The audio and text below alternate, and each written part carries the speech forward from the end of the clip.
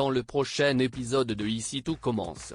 Tandis que Maxime déclare forfait, Antoine est perdu après les révélations de Lisandro. Dans l'intervalle, Tessier reçoit un message d'un corbeau.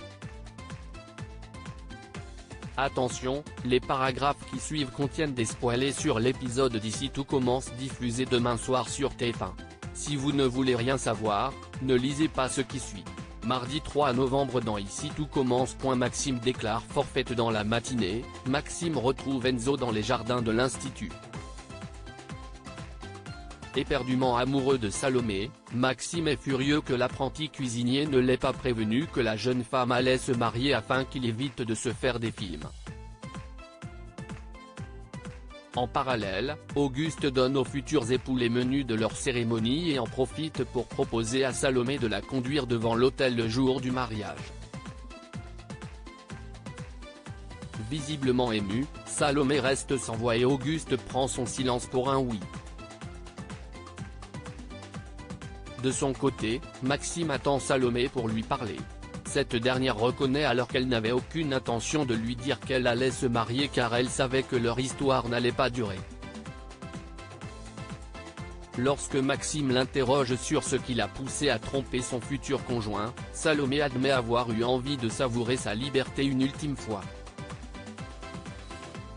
Seulement, le jeune homme ne la croit pas et ajoute qu'elle ne peut pas épouser Louis car elle ne l'aime pas.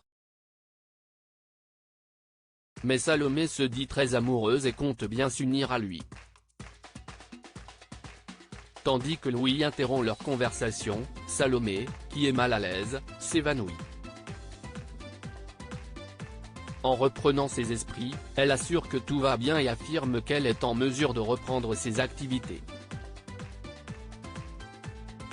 Malgré tout, Louis insiste pour qu'elle se rende à l'infirmerie et sollicite l'aide de Maxime pour la porter. Une fois seul, Louis demande au fils Delcourt s'il est prêt pour la prochaine épreuve. Comme Maxime répond qu'il a l'intention d'abandonner car il n'a pas l'impression d'être sa place, Louis l'encourage à aller jusqu'au bout et promet de le soutenir lors de l'examen. À l'épreuve de cuisine, les candidats présélectionnés sont répartis en binôme pour préparer un plat à base de volaille. Alors qu'Hortense fait équipe avec Elliot, Maxime va devoir travailler avec Greg. Malheureusement, le courant ne passe pas du tout car Greg veut prendre en charge toute la recette et considère souvent Maxime comme son commis. Au moment où Greg remet en question ses talents de cuisinier, Maxime quitte le concours en sachant pertinemment que sa décision est éliminatoire. Pendant qu'il prépare ses affaires pour rentrer chez lui, Salomé le rejoint et tente de le raisonner. Pour le jeune homme, c'est difficile de l'avoir avec Louis mais Salomé rétorque qu'il est venu à l'Institut pour la cuisine, non pour elle.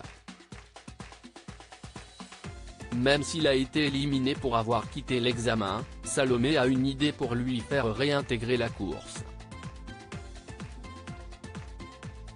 Antoine est perdu après les révélations de Lisandro. Guillaume se rend dans le bureau d'Antoine pour réclamer le licenciement de Lisandro.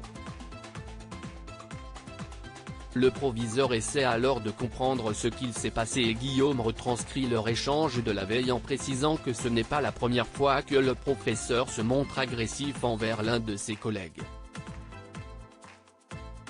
Bien qu'il ne puisse pas autoriser un tel comportement dans son établissement, Antoine choisit de convoquer Lisandro pour entendre sa version des faits avant de trancher. Ce dernier reconnaît avoir frappé Guillaume tandis qu'il était au téléphone avec son ex-femme pour discuter de leur fils puis s'engage à ce que cela n'arrive plus jamais. Quand Antoine remarque le bracelet électronique à sa cheville, le professeur de salle avoue qu'il a séjourné en prison les 2 mois précédents pour enlèvement parental.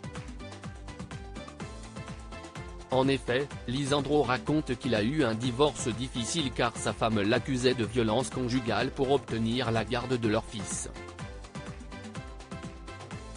Après qu'il a eu passé un week-end avec son fils sans en avoir le droit, il a écopé de 2 ans de prison. Heureusement, son avocat est parvenu à lui obtenir une liberté conditionnelle car il travaillait pour l'Institut.